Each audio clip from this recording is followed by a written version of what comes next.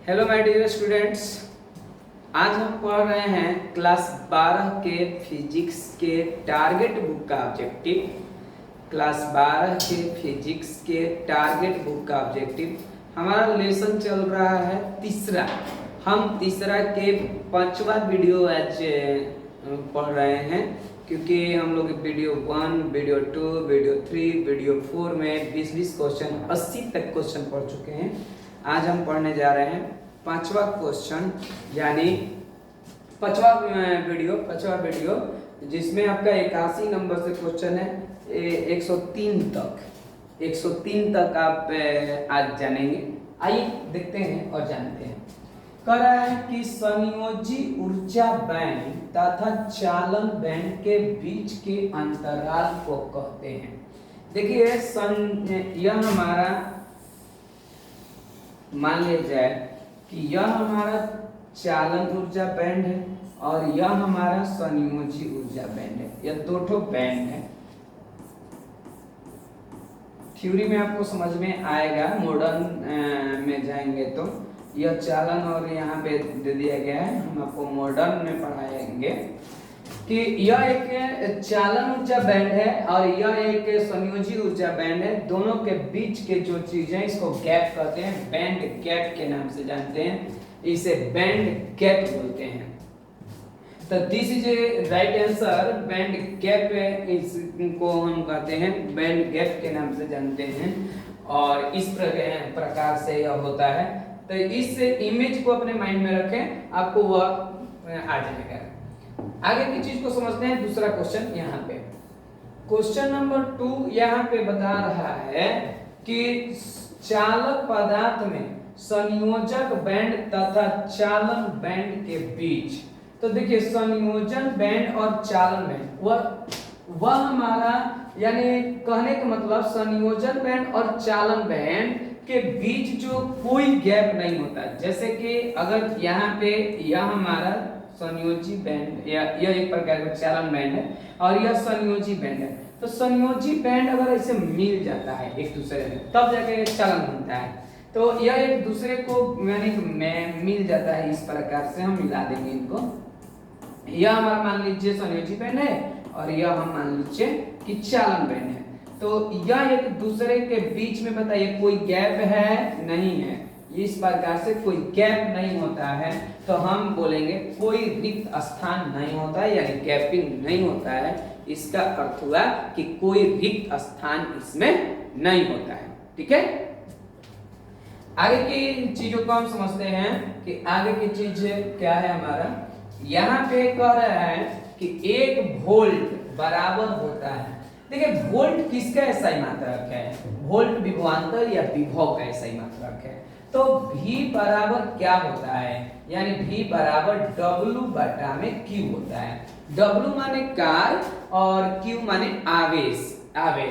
तो इसका कार्य का SI मात्रक जूल होता है, आवेश का SI मात्रक कूलम होता है। तो हम इसको जूल प्रति कूलम बोल सकते हैं। देखिए प्रति के पद में नहीं है, यह इनवर्स के पद में है। तो जो बटा में रहता है ऊपर जाता है, तो जूल प्रति सेकंड पढ़िए या जूल इनवर्स कूलम पढ़िए, coulomb.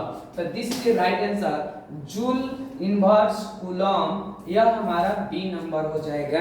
B number, this is a right answer, B ही होगा। आगे की ओर हम चलते हैं। क्वेश्चन नंबर हमारा अगला आता है 84 नंबर। 84 नंबर क्या बोल रहा है? 84 नंबर क्वेश्चन हमारा बोल रहा है, कह रहा है कि कार्बन प्रतिरोध का कलर कोड। कार्बन प्रतिरोध के अगर कलर कोड हम देखें लाल रंग के लिए, तो लाल रंग के लिए कलर कोड 2 होता है। This is right answer, C. आप इसमें 6-7 कलर कोड होता है। टोटल कलर कोड को याद कर लीजिए 6-7 नंबर 8 नंबर तक। उसके बाद इससे ज्यादा एक्स्ट्रा नहीं पूछा जाएगा। आपके कॉपी में लिखवाया गया है कलर कोड, या आप इस चीज को कलर कोड का पूरे लिस्ट ले लीजिए गूगल से और याद कर लीजिए। यह कलर कोड बार बार देगा आपको, यह डिस्टर्ब करेगा। तो इस प्रकार से कलर कोड याद कर लें। अगर यहाँ पे क्वेश्चन है कि कह रहा है कि 25 वाट 220 वोल्ट और 100 वाट 220 वोल्ट के दो बल्बों में से प्रतिरोध ज्यादा होगा। कह रहा है दो गो बल्ब है, अपने पास दो बल्ब हैं, एक 25 वाट का बल्ब है और एक 100 वाट के बल्ब है। तो कह रहा है प्रतिरोध किसमें ज्यादा उत्पन्न होगा। तो देखिए जिसका वाट कम होता है, जिसका वाट कम होता है उसमें प्रतिरोध का मान अधिक होता है। कब? जब विभवांतर समान रहेगा तो। इस चीज का प्रूफ हम कर सकते हैं, देखिए कैसे। आप जानते हैं P बराबर होता है V²/R, ये फॉर्मूला होता है। तो हम R बराबर क्या निकाल सकते हैं? V²/P। अगर हम R1 लिखे यहाँ पे तो V1 का मान यहाँ 220 का स्क्वायर कर लीजिए, अब बटा में 25 से भागा दीजिए, बटा में 25 से भागा दीजिए। और हमारा यहाँ पे एक और मान, यहाँ पे मान लिया जाए, यहाँ पे R बराबर हो जाएगा P यानी V²/P, V²/P इसको R2 बोलेंगे। तो अब हमारे यहाँ पे V का मान तो 220 से रहेगा, अब बटा में लेकिन P का मान 100 हो जाएगा क्योंकि बोला है 100 वाट। तो आप बताओ ही लोग, किसी संख्या मान लो यहाँ पे 10 एक संख्या है, एगो 2 से भागा दीजिए, और यहाँ पे मान लो एगो संख्या है 10 से और इसमें 5 से भागा दीजिए। बताओ ज्यादा मान किस में आएगा? इसको 2 से कटाइएगा तो 5 आएगा, इसको 5 से कटाइएगा तो 2 आएगा। ज्यादा मान किसका है? 5 है कि 2 है? 5, ऑफ कोर्स 5। तो आज से याद रखें, जिसका वाट कम होता है उसका प्रतिरोध अधिक होगा, क्योंकि छोटा मान से भागा देंगे तो ज्यादा आएगा प्रतिरोध, या बड़ा मान बड़ा से भागा देंगे तो कम आएगा प्रतिरोध। तो this is a right answer कि 25 वाट वाले में प्रतिरोध का मान अधिक होगा, तो प्रतिरोध यानी 25 वाट का होगा, क्योंकि बोला है प्रतिरोध का मान ज्यादा किसमें होगा, तो 25 वाट वाले में। अब आपको बनाना नहीं है, कभी नहीं बनाना है, आप याद रखें कि किसका वाट की मात्रा यानी ज्यादा है, जिसमें ज्यादा होगा उसके में प्रतिरोध कम होगा, जिसमें कम होगा उसका प्रतिरोध ज्यादा होगा। अब हम यहां पे देखेंगे एक किरचॉफ के नियम पे एक दिया गया है क्वेश्चन। इस प्रकार से हमारा दो ठो मान लिया जाए, दो ठो परिपथ है, दो ठो एक तार है, और इस तार में इस तरीके के एक आ रहा है हमारा वायर, जिसमें 20 एम्पियर यहाँ से दिया जा रहा है, 20 एम्पियर की धारा यहाँ से दिया जा रहा है, 4 एम्पियर की धारा यहाँ से आ रहा है, 4 एम्पियर। टोटल हमारा अगर देखें कि इस बिंदु पे कितना एम्पियर आ चुका है, तो 20 एम्पियर, 4 एम्पियर, इस बिंदु पे 24 एम्पियर है। 24 एम्पियर में से इधर चला जाता है 8 एम्पियर, तो 8 एम्पियर 24 एम्पियर में से 8 एम्पियर चला गया तो कितना बचेगा? 16 एम्पियर, जो दे रखा है अभी तक 16 एम्पियर। अब फिर कह रहा है कि 8 एम्पियर इधर चल जाता है, 8 एम्पियर इधर चला जाता है, और इधर हमारा जाता है I। तो कह रहे इस I का मान बताएं। आप बताओ हीरो, 16 एम्पियर जब इधर आ रहा है तो 8 एम्पियर इधर हो गया, तो 8 ना बच गया, जो बच गया वो इधर जाएगा, तो जो बच गया इधर जाएगा, तो 8 इधर आ गया तो 8 एम्पियर I का मान हो जाएगा। This is a right answer, 8 ampere A, this is a right answer आपके इस प्रकार से। संधि नियम से आप याद रखें, किरचॉफ के नियम में आपके कॉपी में आपको सब कुछ बनवा के दिखा गया है, प्रैक्टिस कराया गया है। सबसे आसान क्वेश्चन है इस चैप्टर का, इसको हम डिलीट करते हैं, आगे चलते हैं। अगला क्वेश्चन हमारा बोलता है, क्या बोलता है? कह रहा है कि अनुपात 3:4 के दो प्रतिरोध समानांतर क्रम में जुड़े हैं, तो इसमें उत्पन्न ऊष्मा का परिमाण के अनुपात बताएं। आपको मैंने पहले भी पढ़ाया है और अभी बता रहा हूं, यानी आपके अगर जब भी उस प्रतिरोध दिया हो और ऊष्मा ज्ञात करने को कहा जाए, जब भी प्रतिरोध दिया हो और ऊष्मा के यानी निकालना हो, तो इस हिसाब से हमारा यहाँ पे H1 बटा में H2 बराबर यह अनुपात के लिए होता है R2 बटा में R1, R2 बटा में R1। यह हमारा R1 हो जाएगा, यह हमारा R2 हो जाएगा। R2 का मान कितना दिया, 4 दिया, 4 लिखेंगे। R1 का मान 3 दिया, 3 रखेंगे। कोई दिक्कत नहीं। तो हमारा अनुपात क्या बनेगा, 4:3 बनेगा। This is a right answer, 4:3। 4:3। इतना आसान रटना नहीं है, इतना आसान रटने की कोई बात नहीं होती। हम कंसेप्ट बाय कंसेप्ट पढ़ेंगे, लाइन बाय लाइन पढ़ेंगे। अगला क्वेश्चन कह रहा है कि इलेक्ट्रॉन, मुक्त इलेक्ट्रॉन के पदों में यदि पाए जाते हैं, तो मुक्त इलेक्ट्रॉन के पदों में कंडेंसेट बैंड पाए जाते हैं। जो इलेक्ट्रॉन होता है वह मुक्त इलेक्ट्रॉन के पदों में यानी कंडेंसन बैंड पाया जाता है। This is a right answer, A होगा। यह एक प्रकार के लिटरेचर वर्ड है, इस लिटरेचर वर्ड को याद रखें। आगे हमारा देख सकते हैं 2027 के हम टारगेट बुक के ऑब्जेक्टिव को पढ़ रहे हैं, टारगेट बुक के ऑब्जेक्टिव को पढ़ रहे हैं 2027 के, इसलिए गहराई से पढ़े, गहराई से जाने। कह रहा है कि कंडेंसन बैंड अंशतः खाली होता है। देखिए अगर कंडेंसन बैंड खाली हो गया ना तो मतलब विद्युत धारा का प्रवाह नहीं होगा। कंडेंसन बैंड खाली हो गया ना तो विद्युत धारा का प्रवाह नहीं होगा। मतलब अगर भरल है यानी अंशतः कह दिया जाए भरल है मतलब चालक है, और मतलब कहने का अर्थ होता है कि पूरा पूरा अगर खाली हो जाए तो उसमें विद्युत धारा का प्रवाह नहीं होगा, और जिसमें विद्युत धारा का प्रवाह न हो उसको की तो उच्चालक कहेंगे ना तो अचालक कहेंगे। ऑप्शन में देख लीजिए, उच्चालक दिया हो तो कुचालक लगाएं, अचालक दिया हो अचालक लगाएं। दिस इज राइट आंसर, ए हो जाएगा अचालक में। अचालक में नहीं होता यानी अंशतः यानी खाली होता है, पूरी तरह से मतलब खाली हो जाएगा तब पर भी, अंशतः खाली रहेगा तब पर भी।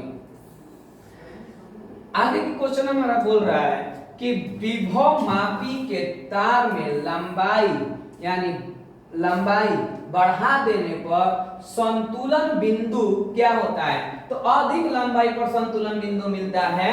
This is the right answer, अधिक बिंदु पे संतुलन लंबाई मिलता है। कहने मतलब विभव मापी के जैसे तार बढ़ा दीजिएगा, लंबाई बढ़ा दिया जाएगा तो उसका जो यानी संतुलन बिंदु है वह अधिक दूरी पे चला जाता है, अधिक लंबाई पर चला जाता है। तो this is the right answer, अधिक लंबाई पे प्राप्त होता है।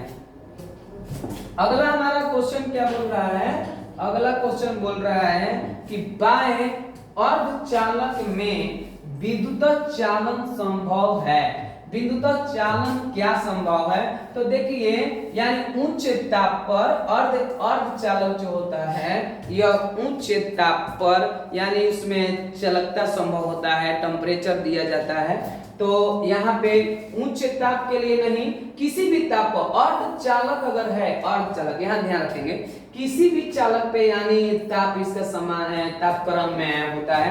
प्रत्येक कह सकते हैं कि प्रत्येक तापमान पे हमारा अर्धचालक का विद्युत चालन होता है, विद्युत चलता है। अब जितना ज्यादा टेम्परेचर हीटिंग दीजिएगा उतना ज्यादा चालकता बढ़ेगा। इस बात के लिए यानी अधिकतम चालकता किस पे होगा तो उच्च ताप पे, लेकिन अगर कहा जाए तो चालन होता है हर एक ताप पर, प्रत्येक ताप गर्म पर हो जाएगा, लेकिन अधिकतम अगर जितना गर्म कीजिएगा यानी अर्धचालक को उसकी चालकता उतना ही बढ़ती जाती है, लेकिन यही चालक में घटती जाती है।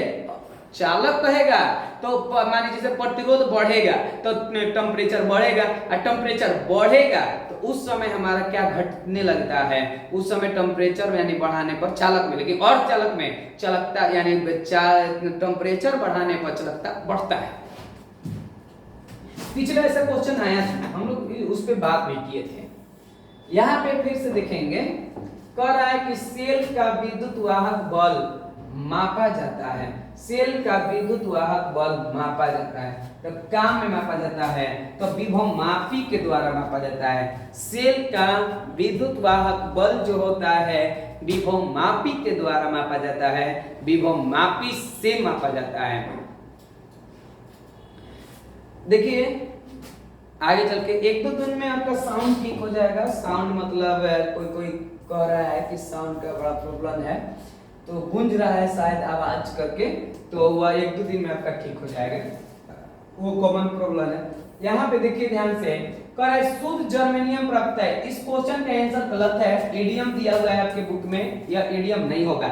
ईडियम से शुद्ध जर्मेनियम नहीं प्राप्त होता, बल्कि उसको पी टाइप के अर्धचालक बनाने के लिए ईडियम का उपयोग किया जाता है। शुद्ध जर्मेनियम आर्सेनिक से प्राप्त किया जाता है। तो this is a right answer, यहाँ पे डी होगा। ए नंबर जो है वह गलत आंसर है। आप अपने कॉपी को सही करें, किताब को सही करें। This is a right answer D, idiom नहीं आर्सेनिक होगा। यहाँ शुद्ध जर्मेनियम हमारा प्राप्त होता है आर्सेनिक से, arsenic. This is a right answer, arsenic ही होगा।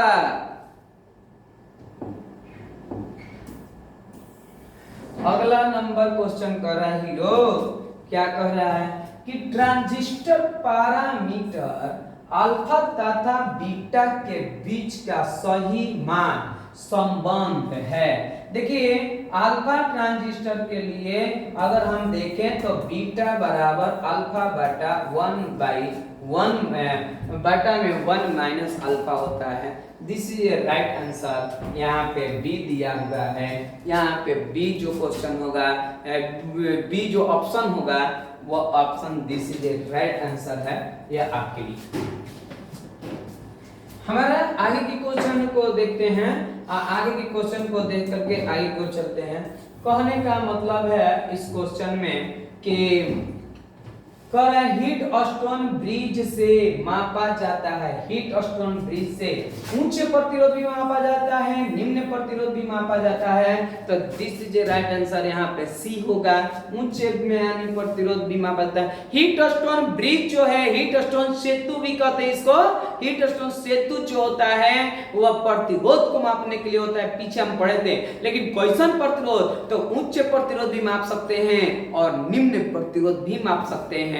तो ए और बी हमारा दोनों, दिस इज राइट आंसर सी।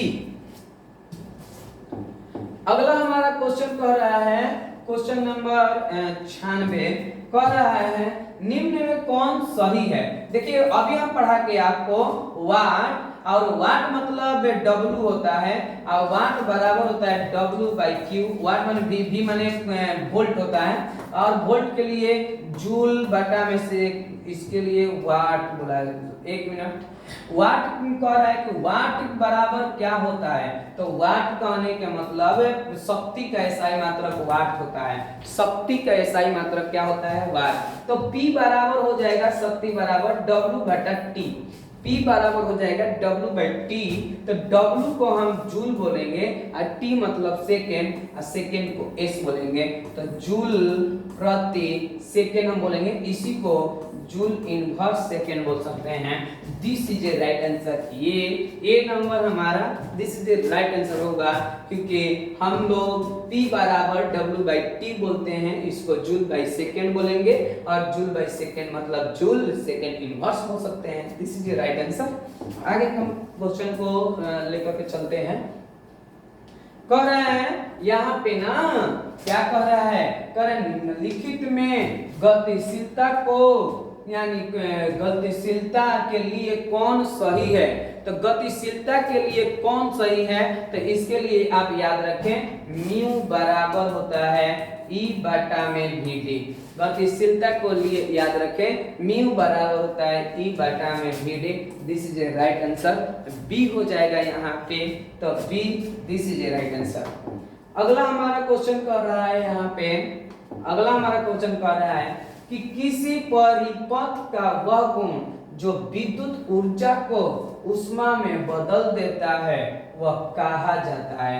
तो विद्युत ऊर्जा को जो यानी उष्मा में बदल देता है उसको क्या कहा जाता है, तो प्रतिरोध कहा जाता है।